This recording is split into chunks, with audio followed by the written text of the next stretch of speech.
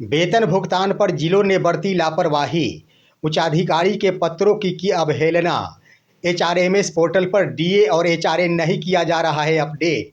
बिना वेतन संरक्षण का ही कर दिया गया भुगतान। पैसा वसूली के लिए रखा जा रहा है ऑप्शन। दोस्तों नमस्कार, मैं हूं आपका दोस्त एसके चौधरी। आखिर जिलों के पदाधिकारी राज्य स्तरीय पदाधिकारी को कुछ समझते ही नहीं है। उनके पत्र आखिर क्या होता है, उसका परिणाम क्या होता है, उसका सम्मान क्या होता है, उसके बारे में आखिर जिला स्तरीय जिला शिक्षा पदाधिकारी हो या फिर जिला कार्यक्रम पदाधिकारी हो, उनके महत्व को समझते ही नहीं है।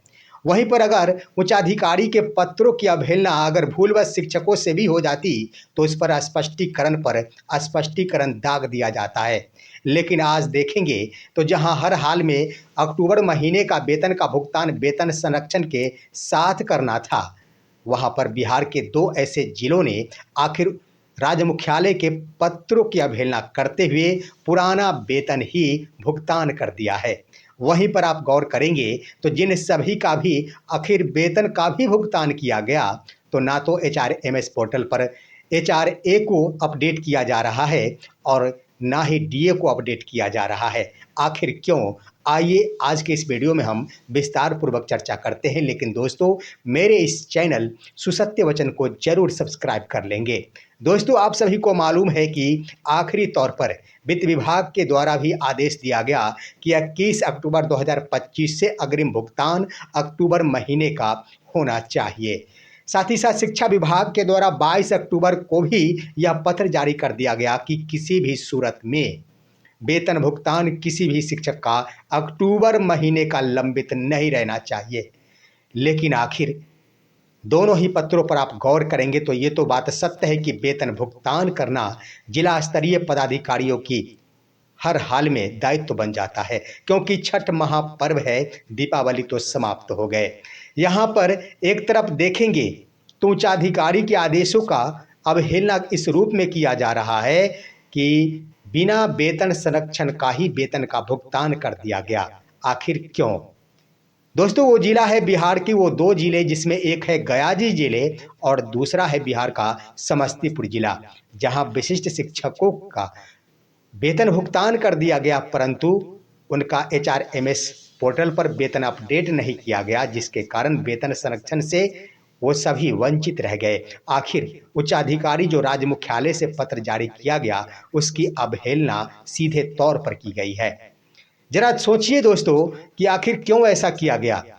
ये तो हर हाल में लगता है कि कोई ना कोई बड़ी चाल है। जरा गौर करेंगे आप दोस्तों, यहाँ पर समस्तीपुर जिला के द्वारा भी पत्र जारी किया गया 21 अक्टूबर को।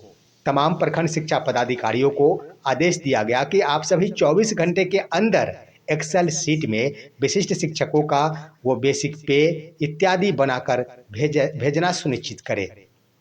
लेकिन आखिर प्रखंड शिक्षा पदाधिकारियों के द्वारा वो सूची नहीं दी गई क्या? अगर सूची नहीं उपलब्ध कराई गई तो उन पर क्यों नहीं स्पष्टीकरण किया गया? जरा सोचिए दोस्तों, आखिर सरकार के पत्र कहा जाए, शिक्षा विभाग के अपर मुख्य सचिव डॉक्टर बी राजेंद्र का पत्र कहा जाए, उसकी अवहेलना की गई है जिला स्तरीय डीपीओ स्थापना के द्वारा। दो ऐसे जिले हैं अभी तक प्राप्त सूचना के अनुसार। ये तो बातें हो गई कि पुराने वेतन के आधार पर वेतन भुगतान किया गया, लेकिन जिन जिलों के द्वारा वेतन संरक्षण का लाभ दिया गया है, उन जिलों के द्वारा भी आखिर वेतन भुगतान में लापरवाही बरती गई है। वह दोस्तों किस आधार पर? तो आप गौर करेंगे, आखिर जिन जिलों के स्तर से कई जिलों ने, जैसे मधुबनी जिला इत्यादि जिलों के स्तर से वेतन भुगतान वेतन संरक्षण के आधार पर कर दिया गया, स्वाभाविक है कि उनके बेसिक पे को अपडेट किया गया होगा। लेकिन जरा गौर करें कि जिन हाथों से उस बेसिक पे को अपडेट किया गया था, उसी हाथ से अगर उन्हें शिक्षक का एचआरए और डीए को अपडेट कर दिया जाता तो आखिर क्या हर्ज हो जाता?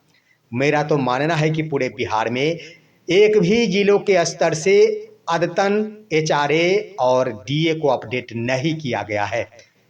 बिना डीए को अपडेट किए हुए, बिना एचआरए यानी आवास भत्ता, महंगाई भत्ता जो पूर्व का मिल रहा है, उसी के आधार पर वेतन का भुगतान किया जा रहा है। आखिर उसको अपडेट क्यों नहीं किया जा रहा?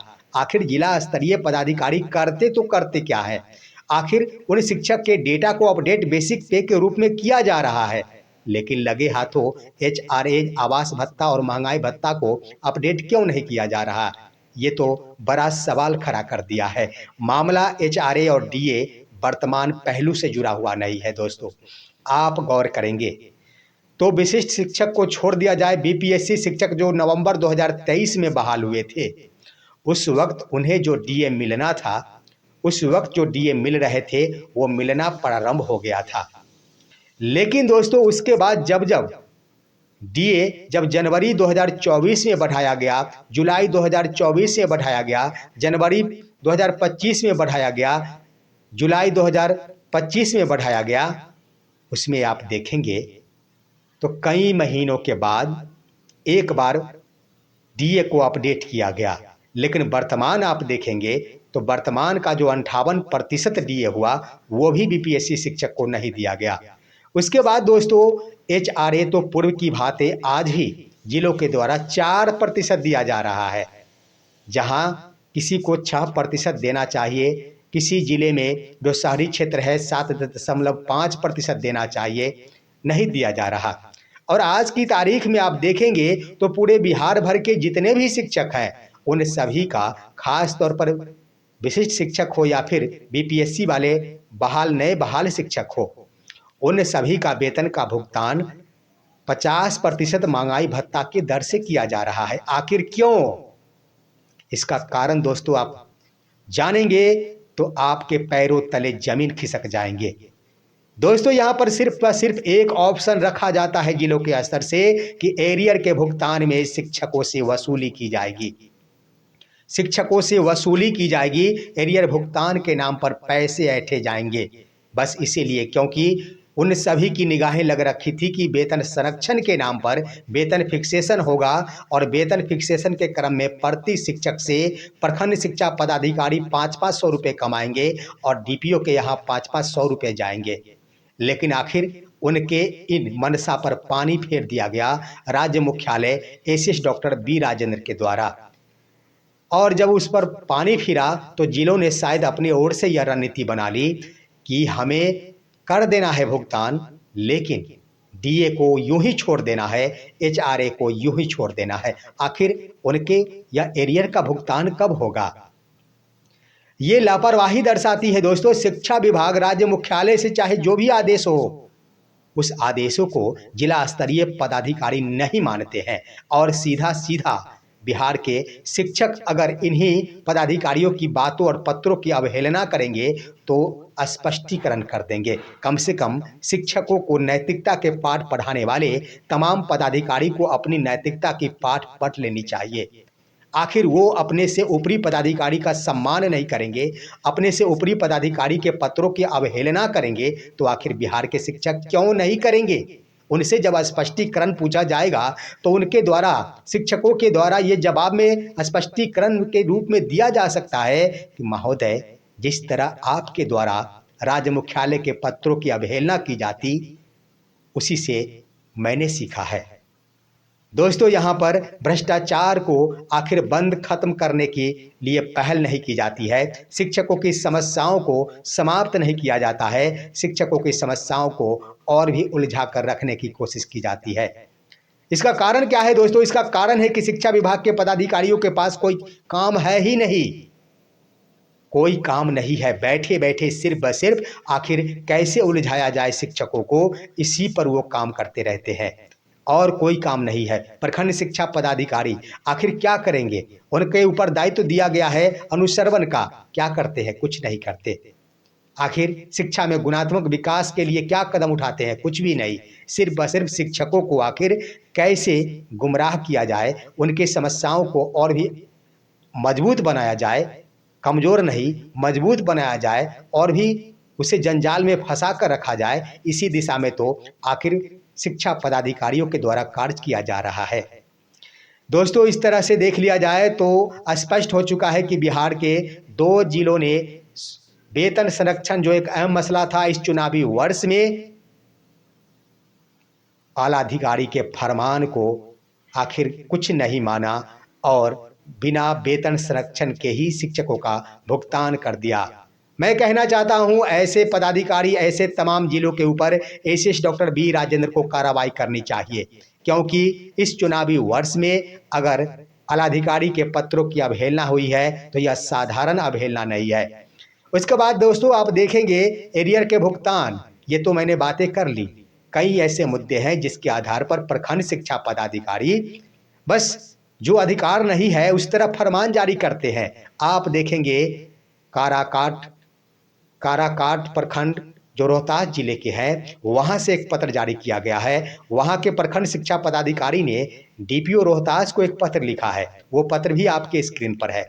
उस पत्र में लिखा गया है कि प्रशांत कुमार एक शिक्षक जो कंप्यूटर शिक्षक हैं, वो उच्च माध्यमिक विद्यालय में कार्यरत है, कोपो विद्यालय का नाम है, और उस कंप्यूटर शिक्षक के द्वारा कंप्यूटर का कार्य नहीं किया जाता है, इसलिए उन पर अनुशासनात्मक कार्रवाई करने की अनुशंसा की गई है।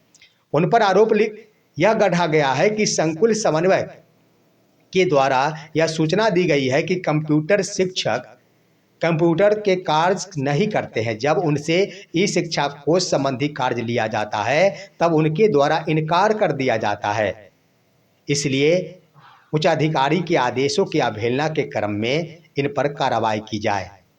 आखिर सबसे पहले तो कंप्यूटर शिक्षक की नियुक्ति कंप्यूटर पढ़ाने के लिए की गई है। कंप्यूटर शिक्षक कोई डाटा ऑपरेटर नहीं है। प्रखंड शिक्षा पदाधिकारी ये बात समझते क्यों नहीं है? शिक्षक के ऊपर जो दायित्व दिया गया है, शिक्षक जो काम करने के लिए आए हैं वो काम करें ना। आप गलत काम करने के लिए कहेंगे, उसके बाद वो नहीं करेंगे, इसका मतलब क्या वो स्पष्टीकरण के भागीदार और अनुशासनात्मक कार्रवाई के भागीदार हो जाएंगे? ये कहाँ का न्याय है? लेकिन वेतन संरक्षण के पत्रों की अवहेलना हुई, पुराना वेतन ही भुगतान कर दिया गया, ये इस पर क्या अनुशासनात्मक कार्रवाई नहीं करनी चाहिए?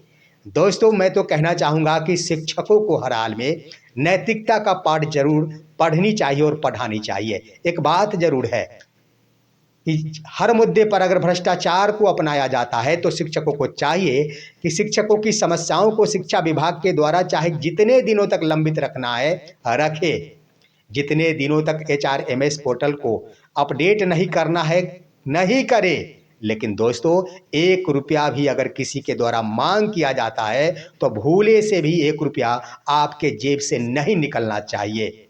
ये पदाधिकारी इसी तरह मानेंगे। उसके बाद दोस्तों मौका मिले तो यह चुनावी वर्ष है, इस चुनावी वर्ष में भरी सभा में मुख्यमंत्री के कानों तक ये बातें जानी चाहिए कि आखिर शिक्षा विभाग के अंतर्गत शिक्षकों को 2-2 वर्षों से एरियर का भुगतान छोड़ दिया जाए। HRMS पोर्टल पर 2-2 वर्षों से महंगाई भत्ता का भुगतान नहीं किया गया है। शिक्षा विभाग को सुधारिए, ये खुलेआम किया जाना चाहिए, तभी शिक्षा विभाग के पदाधिकारी मानेंगे। अन्यथा शिक्षकों के ऊपर इसी तरह अपना दोष इनके ऊपर ढाहते हुए इन पर स्पष्टीकरण करते रहेंगे और अपनी कमियों को छुपाते रहेंगे। दोस्तों ये है आज की खबर। हमारे इस वीडियो को ज़्यादा से ज़्यादा शेयर कीजिए, हमारे इस वीडियो को लाइक कीजिए और अब दीजिए अपने दोस्त को इजाज़त। हम फिर मिलेंगे आपसे अगले वीडियो में, तब तक के लिए नमस्कार।